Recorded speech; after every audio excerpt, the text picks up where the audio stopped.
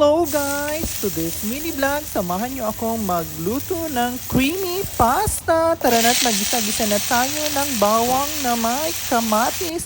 Any kind of kamatis pwede yan, pero mas maganda sana kung cherry tomato ang gagamitin natin. Lagyan natin ng butter ng bonggang-bongga. So hahaluin lang natin, then ilagay na natin ang basil kasi ahonera ang mani ngayon. Ayan, igisa-gisa natin ng very light mga mani para mas lalo siyang masarap. At saka ilagay na natin ang pasta. Nasa inyo na yun kung gaano karaming pasta ang ilalagay nyo. Ayan, halu-haluin natin mga mani. Alam nyo ba itong basil? First time ko talaga magluto ng may ganitong eksena. Ang amoy niya parang ang bango-bango. And then ilagay na natin ang cream cheese at lagyan din natin ng cheddar cheese. Mas maganda yan kung mas maraming cheese, mas pack na pack at powerful mga mani. Ayan, halu-haluin natin hanggang matunaw ang cream cheese. Ayan, nilagyan natin ng paprika at konting asin mga mani. And then ilagay na natin ang panghuli at saka para mas lalo siyang maganda ay ang basil.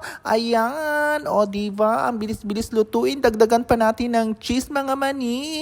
Ano pang ginagawa nyo? So magluto na rin kayo ng bonggang-bongga. Tara na, lafang na.